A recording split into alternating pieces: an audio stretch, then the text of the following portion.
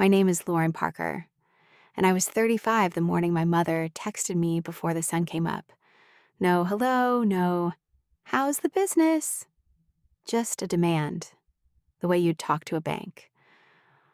I had paid the mortgage on my parents' house 96 times in their will. My name appeared exactly 0. I found that will by accident in a folder I'd been asked to organize. I read it once, then twice, then I sat in my car for an hour. And what I did after that, none of them saw it coming. Welcome back to Hidden Tales, where we sit with the quiet women who finally stopped explaining themselves and let the truth do the talking. If stories about boundaries, dignity, and slow justice are your kind of evening, you're home. Tell me in the comments where you're listening from. And subscribe so the next story finds you. That morning's text wasn't the first. For 8 years. My phone had followed a particular rhythm. A call from my parents' house meant a number was coming. A utility bill, a roof repair, a co-pay, property taxes. I run a small bookkeeping business out of a rented office in Marysville, about 40 minutes from where I grew up. I built it from a single client to 40 over the course of a decade. I'm the person who reconciles other people's accounts down to the penny and sleeps just fine afterward. I was raised to be useful, and I was good at it, somewhere along the way. Useful became expected. My parents' house sits on 3 acres outside a town small enough that everyone knows whose truck is parked in whose driveway. By then, I had my own place, a 2-bedroom condo I paid for myself, about 50 minutes away. Far enough to breathe, close enough to come running. And I always came running. My younger brother, Jason, lived an hour in the opposite direction. Somehow, distance never seemed to affect his phone the way it affected mine when the water heater died. They called me. When Jason's car needed brakes, they called me. I told myself that's what daughters do. I told myself a lot of things during those 8 years. The truth is, I never once asked what they'd written down about me when nobody was watching. I should have, because the morning my mother sent that text, I already half knew the answer, and I still wasn't prepared for how much it would cost me to finally act on it. To explain that text, I have to go back 8 years, to the winter the house almost slipped away. My father, Robert, had retired early after his back gave out at the plant. My mother, Susan, had never worked outside the home. They had refinanced twice during the good years and pulled cash out both times, the way a lot of people did. Then the payments ballooned. The savings didn't. I was 26 when I got the call. It was a Tuesday. The bank had sent a letter with the word foreclosure in it. My mother read it to me over the phone, like a recipe she didn't understand. I drove out that night. We sat at the kitchen table with the letter between us. The only way to save the house was to refinance again, and the bank wasn't willing to lend to 2 retirees with no income and credit scores buried in the basement. They needed someone with a steady business, someone with good credit. They needed me. So I signed. But the closing attorney wouldn't let me put my savings and credit on the line for nothing. The problem, he told us, is that too many adult children do exactly that. He structured the deal the way these arrangements have to be structured if they're going to protect the person taking the risk. That afternoon, my parents signed a new deed. In exchange for the cash, I contributed to clear the arrears and the loan I was taking on in my own name. I was granted the larger ownership share of the property. I walked out of that office as both the primary borrower and the majority owner of record. The percentages were written in plain numbers, right there on the deed. My father called it paperwork. My mother called it a blessing. I called it keeping a roof over my parents' heads. I stored the closing folder in a fireproof box because I keep important documents. That's the kind of woman I am. It would matter far more than any of us understood at that table. After that day, the payment became mine. Every month, the first of the month. Automatic withdrawal from my business account. $1,140 like clockwork for 8 years. I paid the property taxes when they came due. I covered the new furnace in year 3. I paid for the roof in year 6. None of it was a secret. I wasn't slipping money into envelopes behind closed doors. I handed my mother the receipts. She would pat my hand and call me a good girl. Meanwhile, my brother Jason remained the subject of nearly every dinner conversation. Jason was sensitive. Jason was finding himself. Jason had quit his 4th job that year, and my father insisted he simply hadn't found the right opportunity yet. When Jason needed help paying rent, my parents asked me, and I sent it. Somehow, that became a loan I'd made to my parents instead of a gift I'd made to him. I noticed the pattern. I'm an accountant. Noticing patterns is the entire job. Every now and then, usually around the holidays, I'd bring it up gently. Maybe Jason could contribute. Maybe we could split things more evenly. My mother would give me a wounded look and immediately change the subject to the casserole. My father would say, "Families don't nickel and dime each other." And every time, I let it go. Because the alternative was a fight. Because the loan was in my name. Because walking away could damage my credit and cost them their home. So I stayed the reliable one. I told myself reliable was a compliment.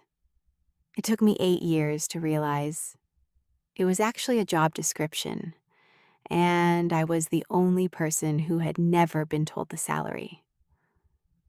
Then came the spring. My father had his heart attack. Everything tightened after that. It happened on a Sunday. He was in the garden holding a tomato cage when he collapsed.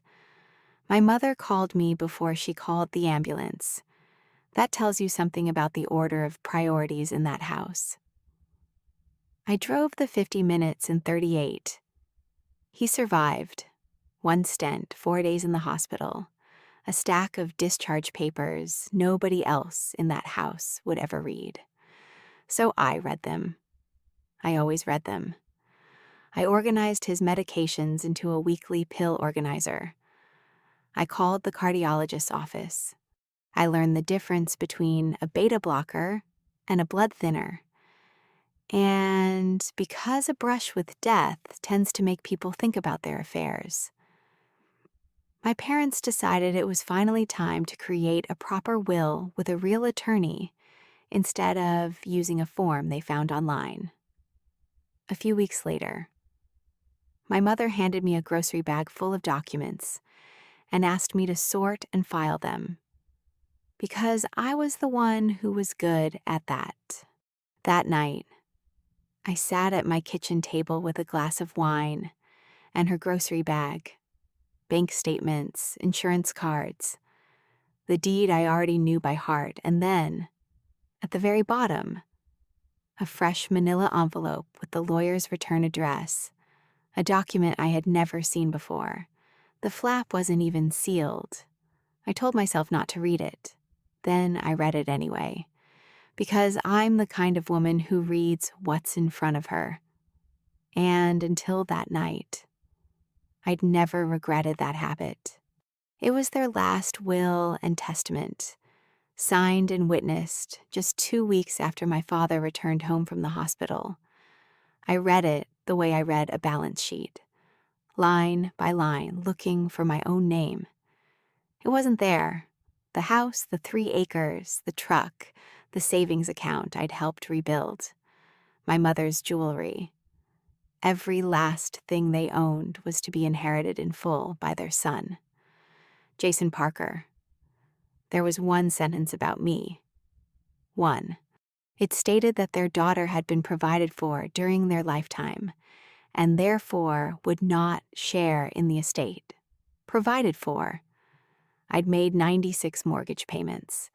They'd written one sentence, and that sentence said I had already received enough. I read it again to make sure I hadn't misunderstood.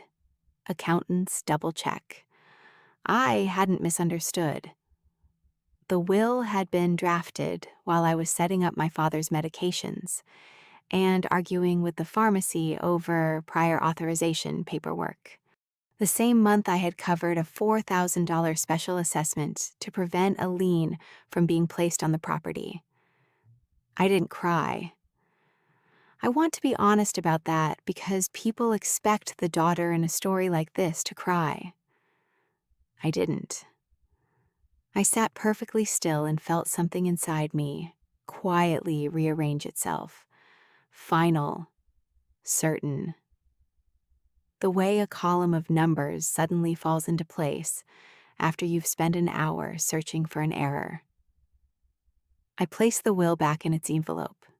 I filed it neatly, exactly as I'd been asked. Then I poured the rest of the wine down the sink. I wanted to remember that moment with a clear head. The following Sunday, I went to dinner and said nothing about the will. I wanted to understand it first, the same way you try to understand a number before you act on it. My mother made pot roast. Jason was there, so was his girlfriend, Ashley, who had recently become his fiancée and was quickly becoming something more permanent. As always, the conversation drifted toward the future of the house. Jason mentioned that he and Ashley had been discussing moving in to help out now that Dad's health was becoming a concern. My mother's face lit up. My father continued carving the roast and said it made sense to keep the property in the family for the next generation. I asked, as evenly as I could, what exactly he meant by family. He didn't even look up from the meat. The home goes to the son, he said. That's how it's always been done. He said it the same way someone would comment on the weather. My mother nodded in agreement and reached for the gravy. Jason smiled down at his plate like a man who had just been handed a deed. Nobody in that kitchen knew I had read the will. Nobody thought they needed to explain it to me because, in their version of the story, I was the bank. And you don't explain the will to the bank. I passed the potatoes. I asked about my father's next cardiology appointment. Then I drove the 50 minutes back to my own house with both hands on the wheel and one sentence repeating in my head the entire way. The home goes to the son. I had paid for that home for 8 years. And apparently, I had been paying to give it away. That night, I sat in my living room, a house I had purchased with my own money under my own name, and made a decision the same way I make every important decision. With a spreadsheet open, I listed 8 years of payments, the mortgage, the taxes, the furnace, the roof, the special assessment, even Jason's rent, which had quietly become my responsibility. The total reached well into 6 figures.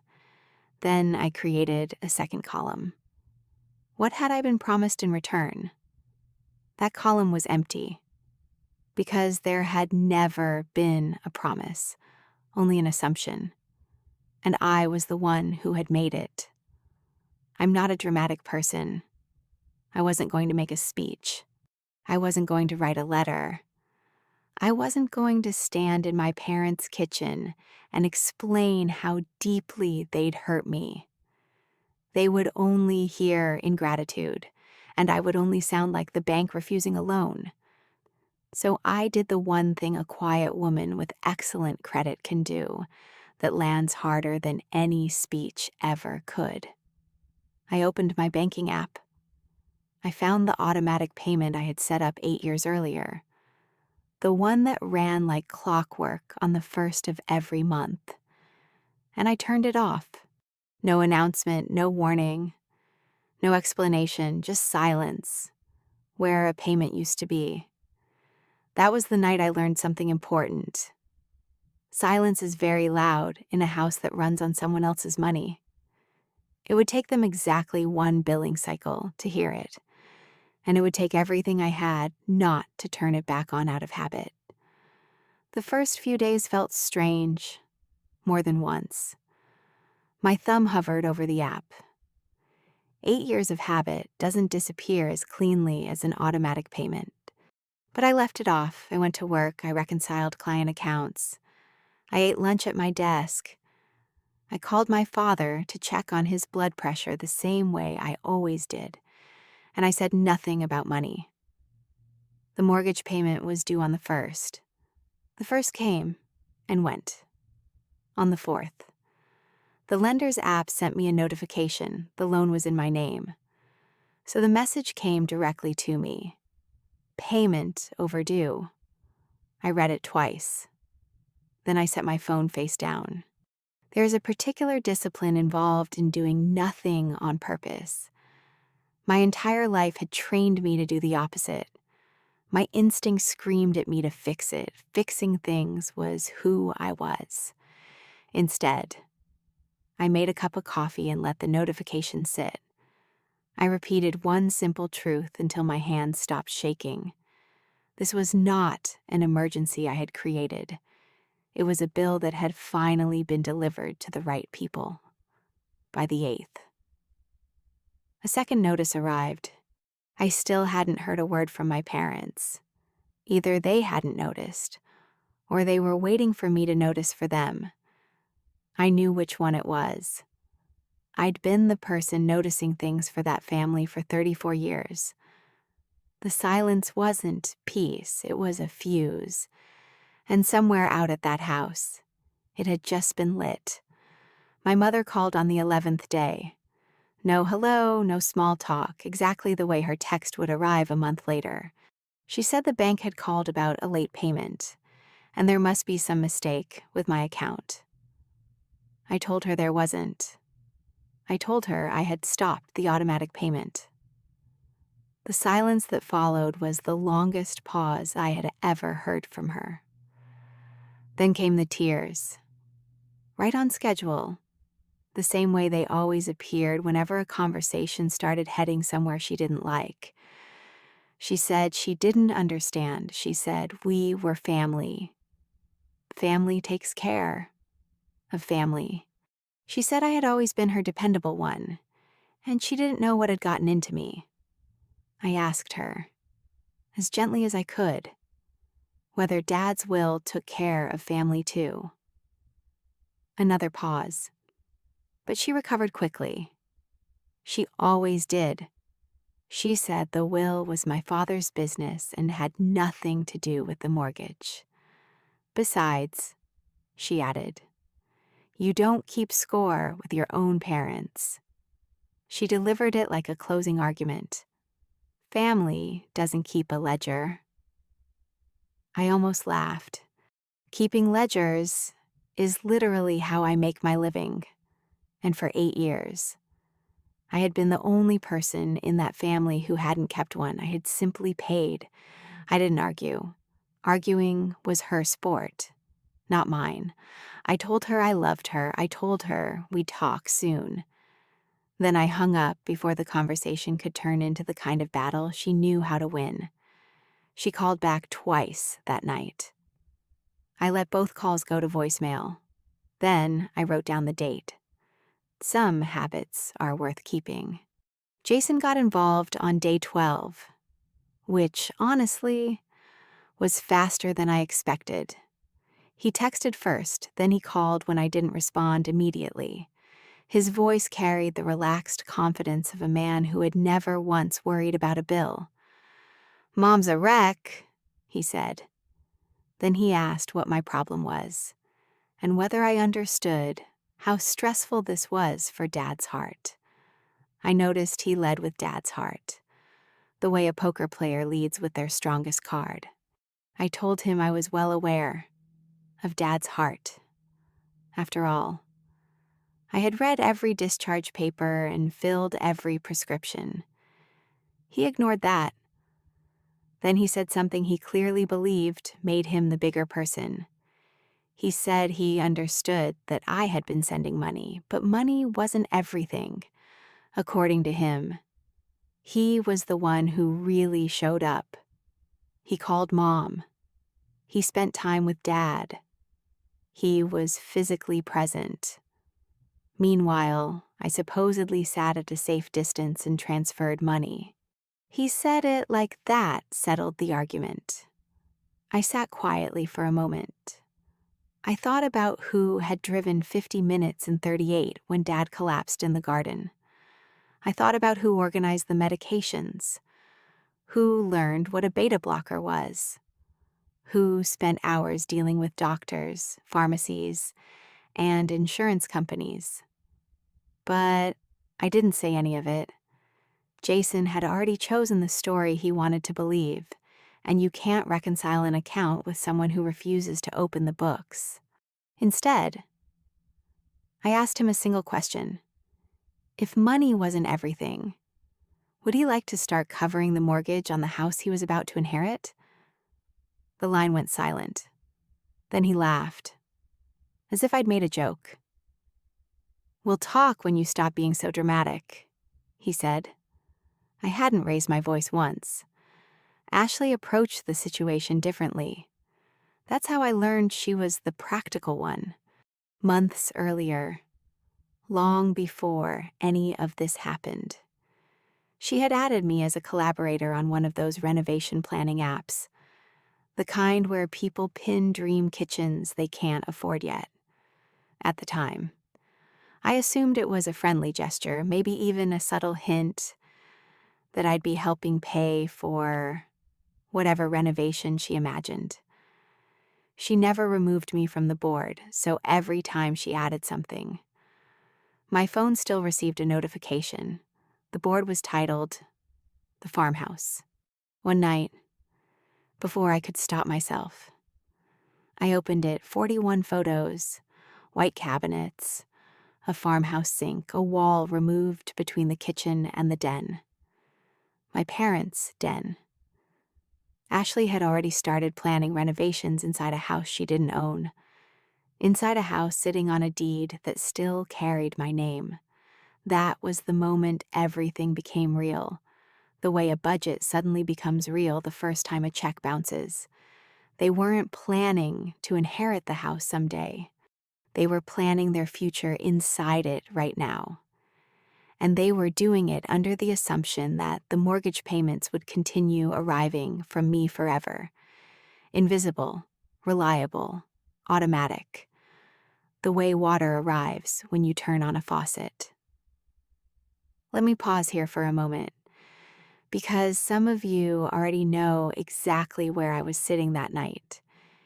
If you've ever been the person everyone depends on but never includes, the one who keeps the lights on but somehow never gets invited into the room where decisions are made, then you know the cold feeling that settled into my chest while I stared at those renovation photos.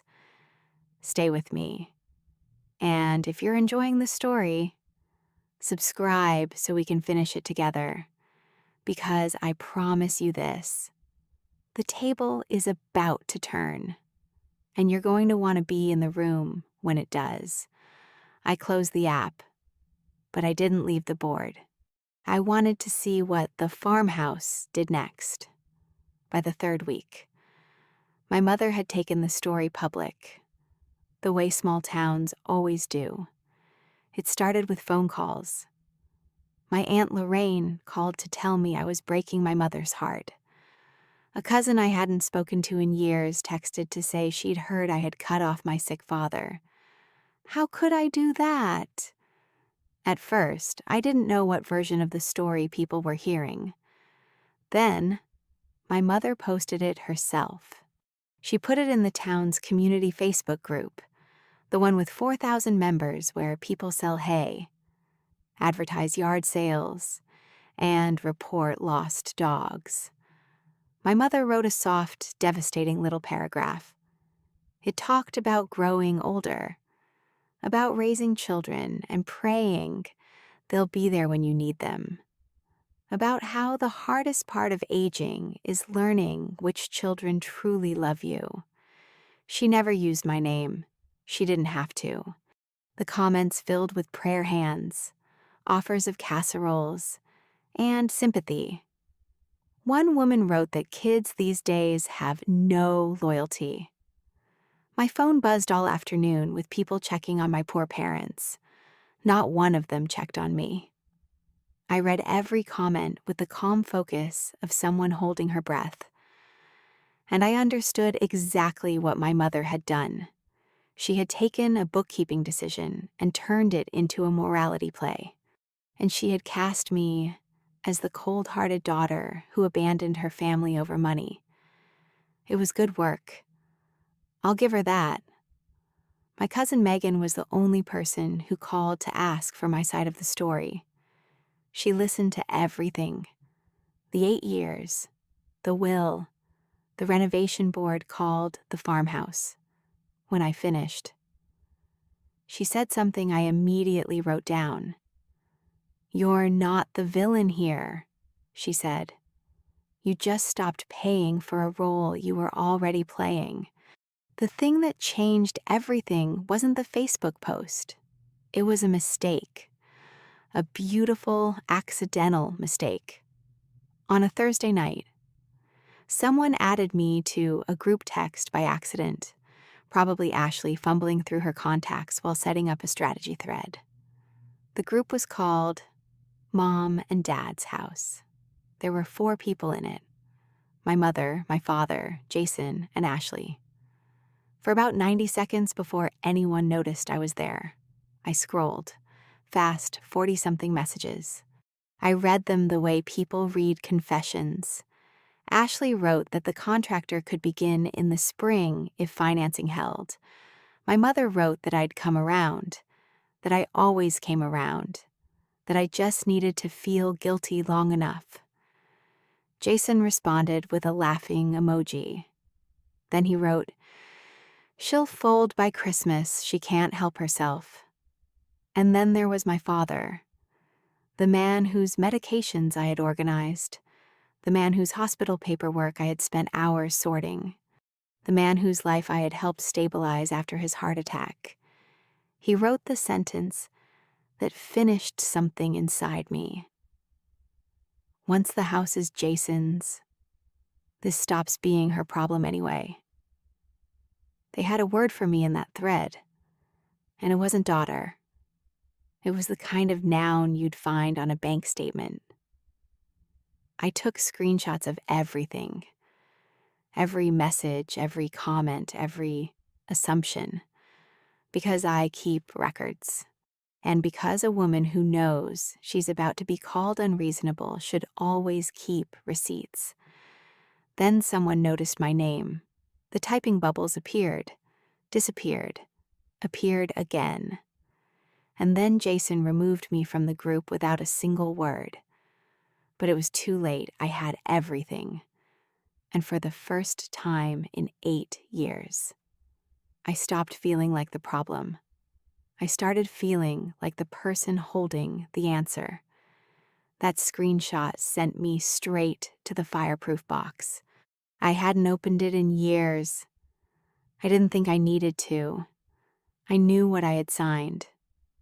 But knowing something and looking at it are 2 different things. And that night, I needed to look. I pulled out the closing folder I'd kept since I was 26. Then I spread every document across my kitchen table under the brightest light in the house. The lender's paperwork, the settlement statement, the deed. I read it slowly. the same way I had read the will. Except this time, I was looking for my name, and there it was. Right at the top, not as a guarantor, not as a co-signer, not as a daughter helping her parents out, as an owner. The refinance 8 years earlier hadn't simply placed my name on the loan. It had placed my name on the title as a tenant in common, because I had brought the cash that saved the house. I owned the larger share. The percentages were written in plain numbers. Clear, simple, undeniable. I leaned back in my chair. My father's will left everything to Jason. But a will can only give away what a person actually owns. And the house my father had promised to his son. The house Ashley was already measuring for a farmhouse sink. The house everyone assumed belonged to them was, on paper, mostly mine. And it had been for 8 years. They had written me out of an estate that wasn't fully theirs to give away. As far as the house was concerned, it never had been. I didn't feel triumphant.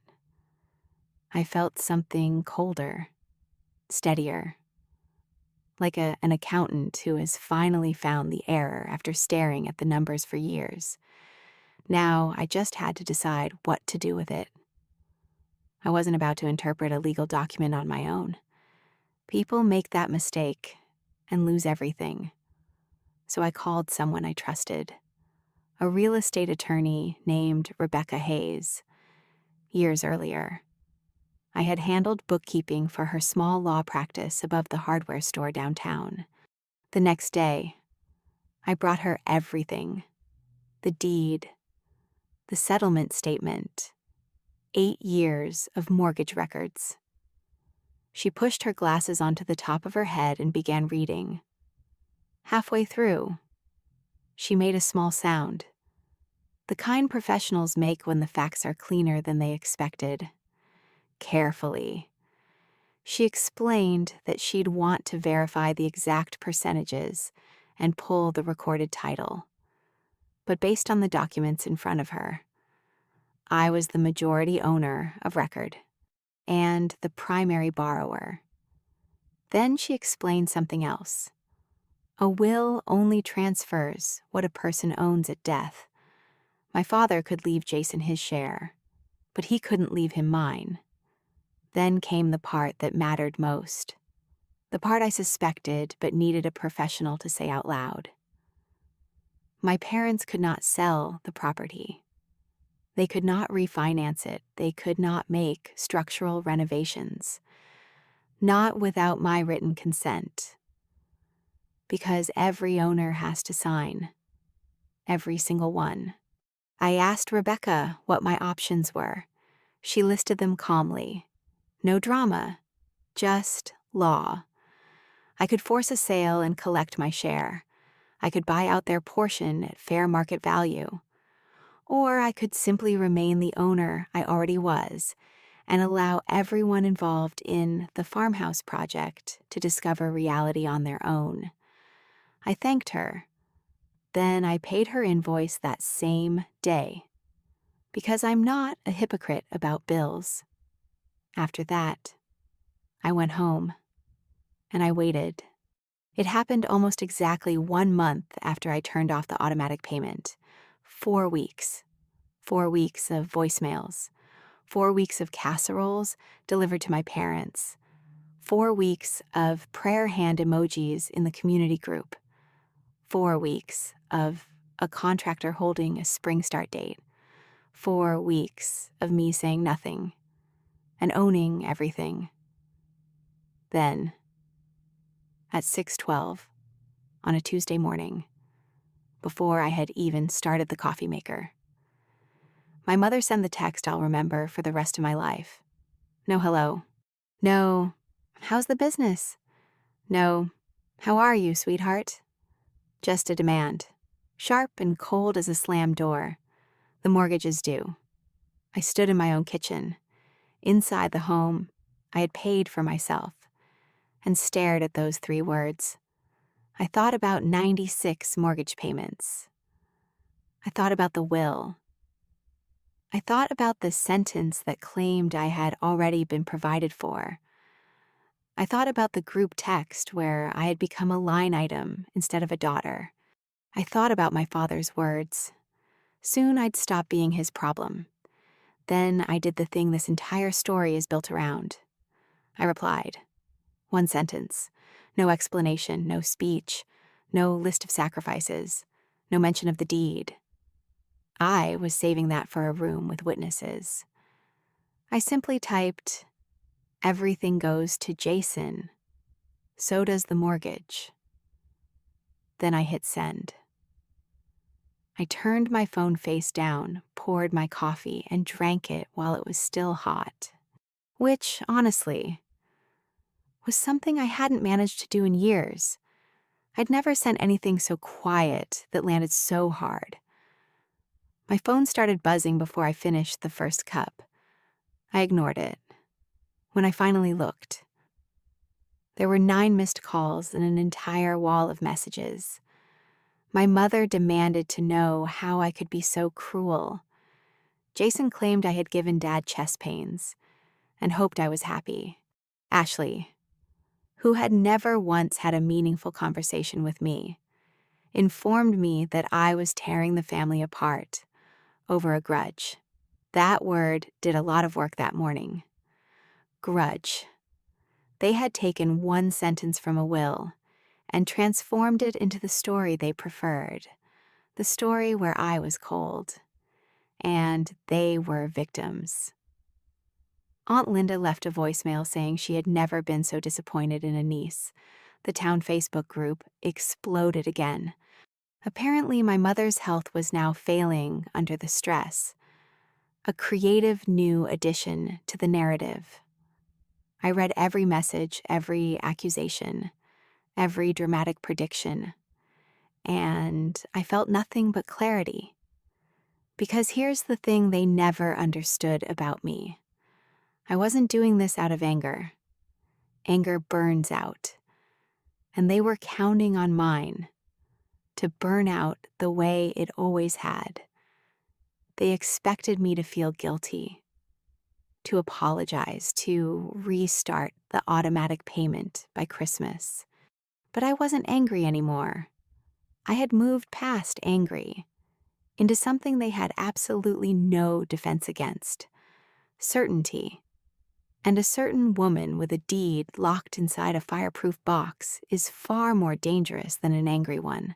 Later that day, I sent my mother one final message. We should all sit down together.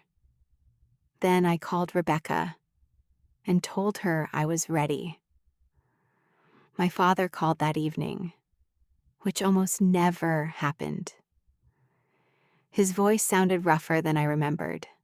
In the background, the television blared too loudly, the way it does when someone is hard of hearing and stubborn about admitting it. He didn't yell. That wasn't his style. Instead, he asked about my business. That alone surprised me. He hadn't asked about my business in years. Then he got to the point. He said he didn't understand why I was doing this. A man works his whole life, he said, and all he wants is to leave something behind, to know his name carries on.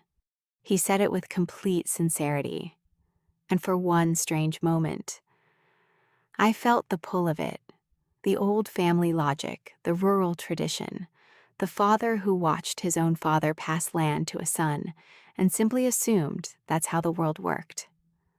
I let myself feel it. Then my father said the line again, the same line from the kitchen, only this time it was quieter and somehow worse. The home goes to the son. That's how it's always been done. The feeling passed immediately because I realized something. He wasn't asking me to understand him. He was asking me to keep paying for a tradition that erased me, and then be grateful for the privilege. I told him I loved him. I meant it. Or then I told him I'd be at the house on Sunday. and that we should all sit down together. Him, Mom, Jason, Ashley, and talk like adults. Good, he said. Finally, some sense. He thought he'd won. He thought I was coming to apologize. I let him believe that. Some conversations are better held at a table, in front of witnesses, with the folder closed until exactly the right moment. The dinner came together with a speed my family had never managed for anything that didn't involve cornering me. My mother scheduled it for Sunday at 5. By Saturday, I learned through Megan that it wasn't going to be just the 5 of us. My mother had invited Aunt Linda and her husband, 2 cousins, and a neighbor couple who had been family friends for over 30 years. Witnesses, though she probably would have called them support. The plan became obvious the moment Megan described the guest list.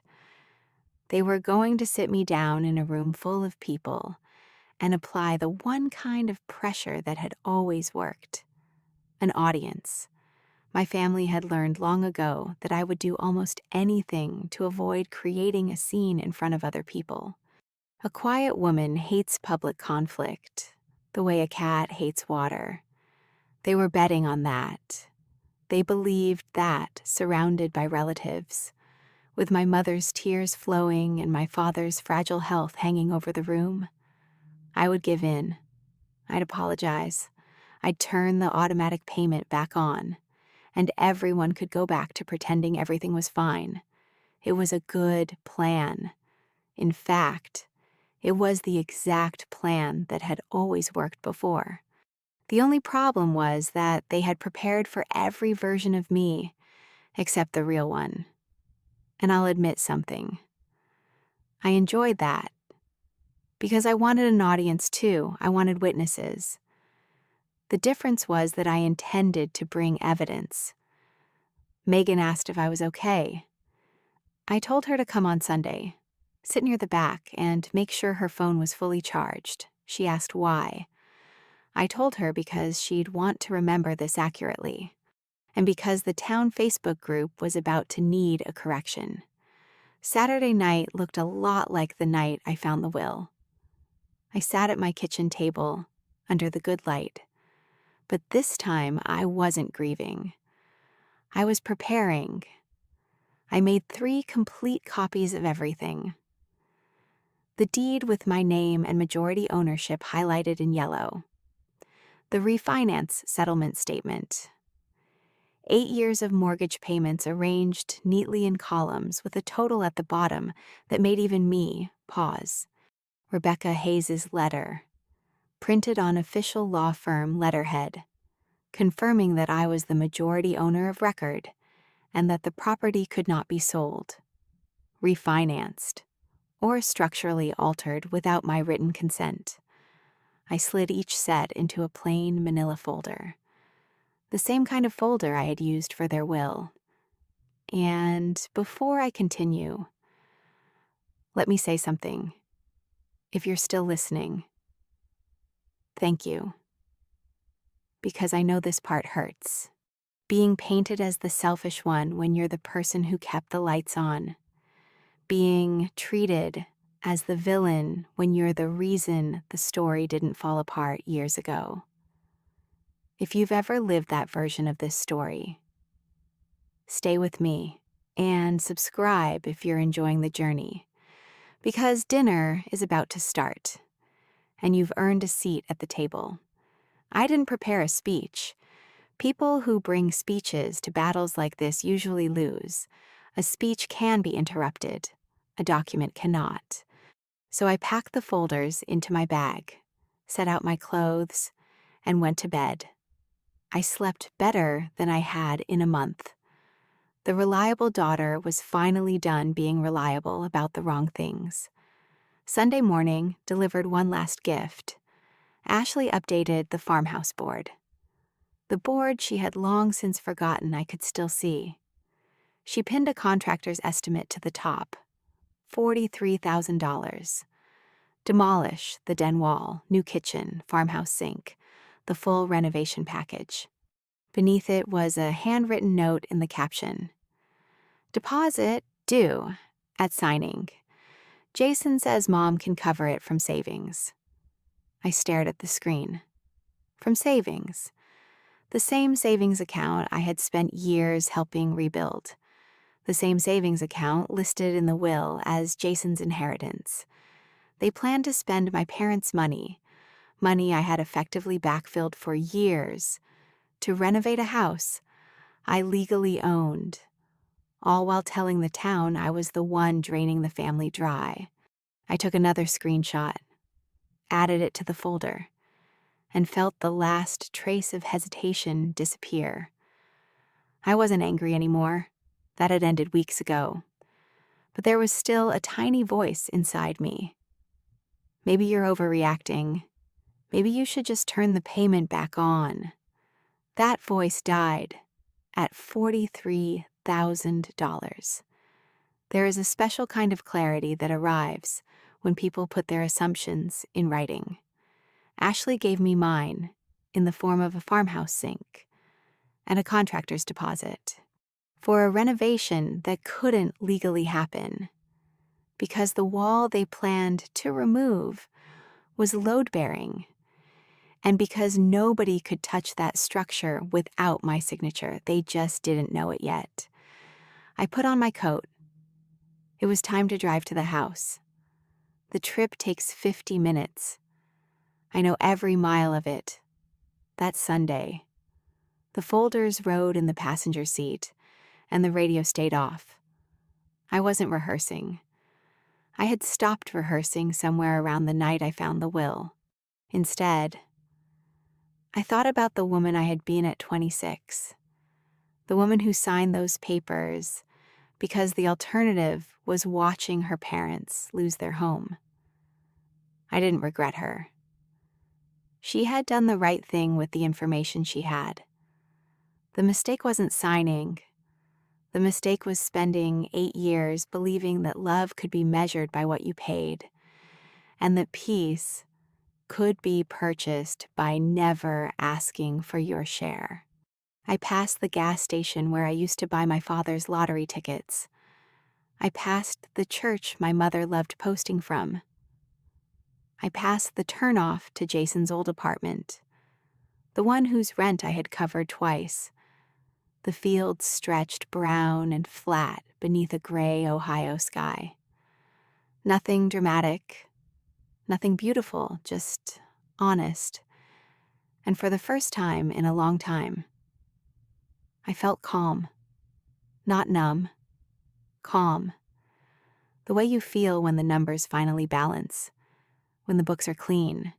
I wasn't going to win this by being the loudest person in the room. My family already owned that market. I was going to win by being right. Right on paper, right in front of witnesses. And quiet enough that the silence itself became the loudest thing anyone heard. At 4:58, I turned onto the gravel driveway. 6 cars were already there. The house smelled like pot roast. Again. My mother believed pot roast could win any argument. And for 34 years, she had mostly been right. The dining room table had been extended to its full length. The good tablecloth was out. Aunt Linda sat with her arms crossed. The neighbor couple wore their church expressions. Megan sat near the back exactly where I had asked her to. Her phone rested quietly in her lap. My father sat at the head of the table. He looked smaller than I remembered, one hand resting on his chest out of habit. My mother already had a tissue balled up in her fist before anyone had spoken a word. Jason and Ashley sat together, and Ashley carried the bright confidence of a woman who thought she was about to get her farmhouse sink. The room had been prepared for an apology. Every face expected one. I set my bag beside my chair, removed my coat, folded my hands neatly on the table. They had brought expectations. I had brought a folder. My mother began immediately. She always did.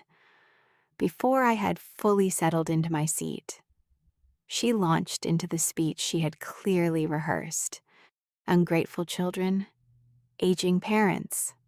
Her voice breaking perfectly on the word alone, Aunt Linda murmured, "Amen," as if we were sitting in church. My father stared at the tablecloth. Then Jason took over. The two of them worked like a relay team. He actually stood up for effect, then announced that it was time I heard how this looked from the outside. He said I had cut off my sick father over money. He said I was punishing my parents over a will that wasn't my business. Then he delivered the line they had all gathered to hear. He looked around the table, made eye contact with the witnesses, lowered his voice, and said, "So you'd really put your own parents out on the street over a grudge?" The room turned toward me. This was the moment when the reliable daughter was supposed to break, apologize, reach for her phone, restart the automatic payment, and make the discomfort disappear. I could feel everyone leaning toward that outcome, waiting for it, expecting it. I didn't raise my voice. I didn't even unfold my hands. Instead, I let the question sit in the room long enough for everyone to hear how ugly it sounded. Then I spoke, very quietly. "No one is putting anyone out on the street." I paused. "I've never threatened that, not once." Then I turned to Jason and asked a simple question. "Can you tell everyone here who actually used those words first?" He couldn't because he had. And just like that, the first crack appeared in the plan. No one else could see it yet, but I could. Then I reached into my bag. The room watched my hands the way a jury watches an exhibit. I took out the folders, 3 of them.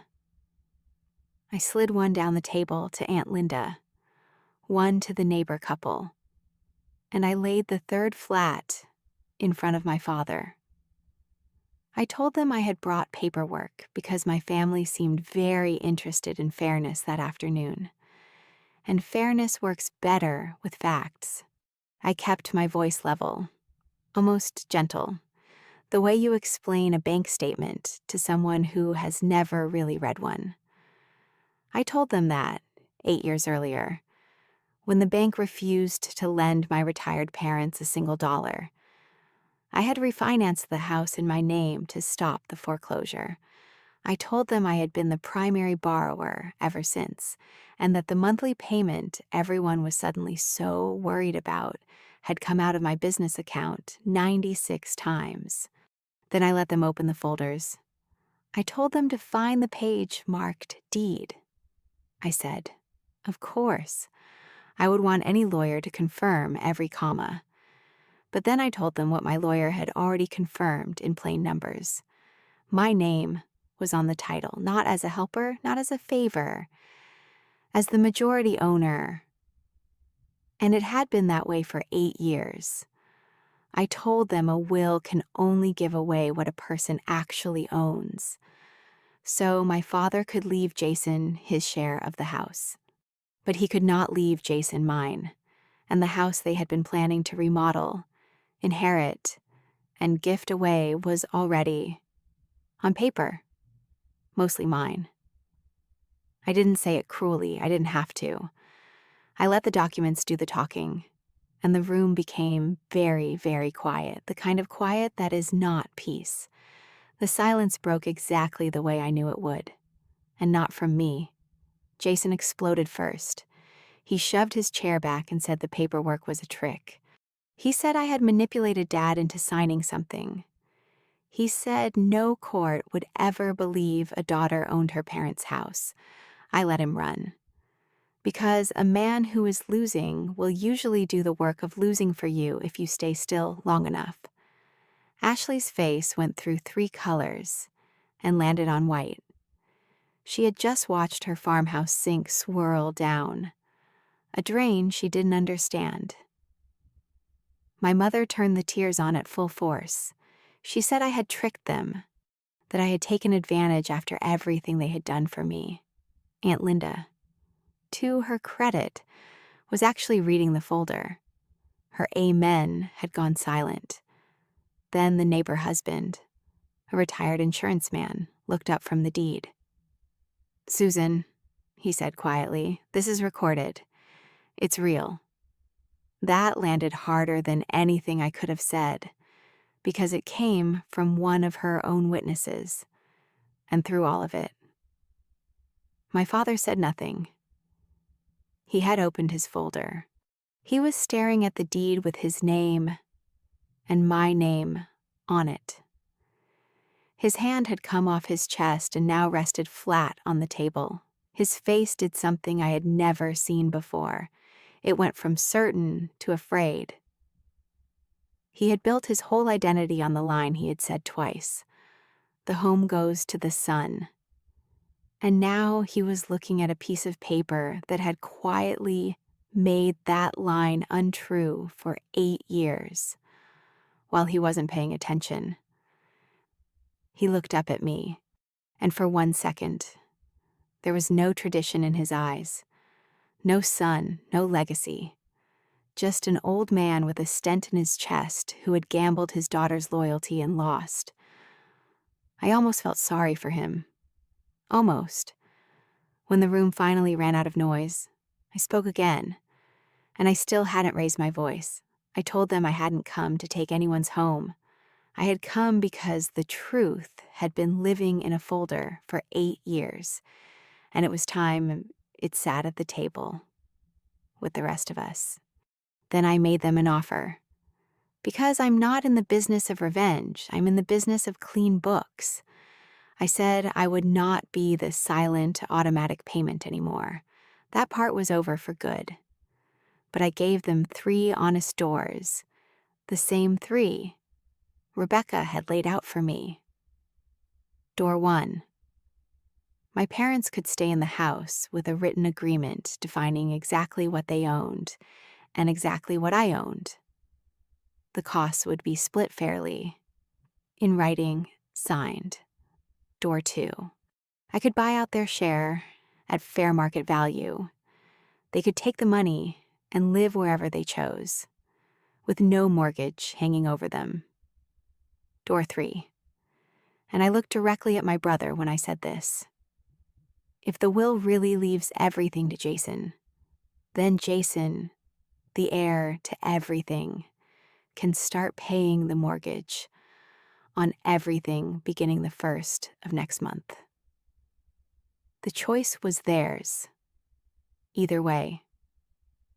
I would put it in writing. My mother, still wet-eyed, said I was treating my own family like a transaction. And that is when I gently handed her own words back to her. Words I had been carrying for a month. "You told me family doesn't keep a ledger," I said. "And you were right for 8 years. I never kept one. I just paid."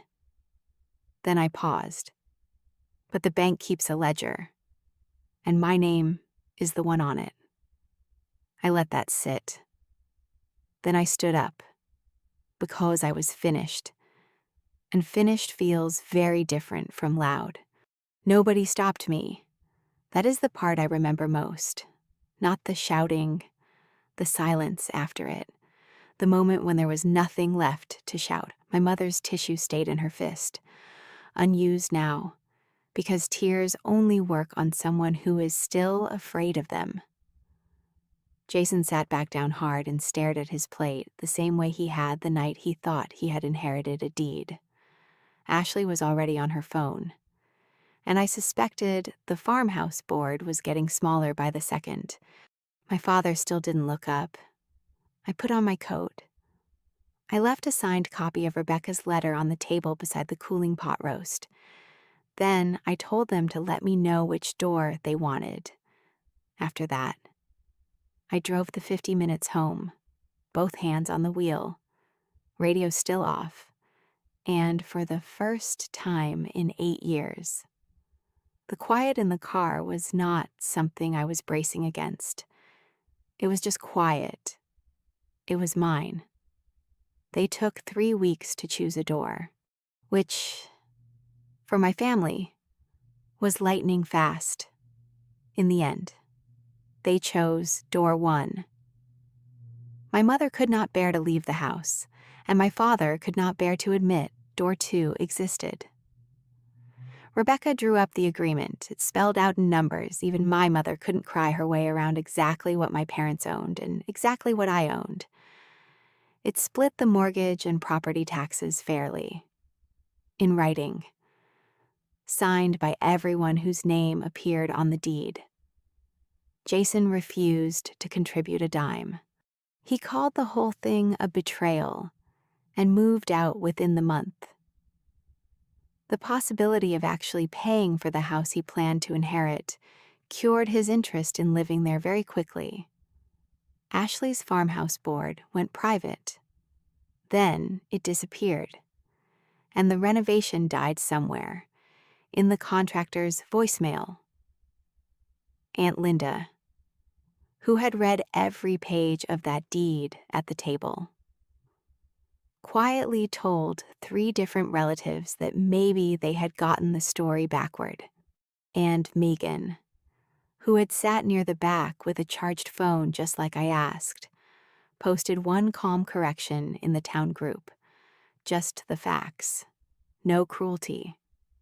After that, my mother's story about the cold daughter stopped collecting prayer hands. The casseroles stopped.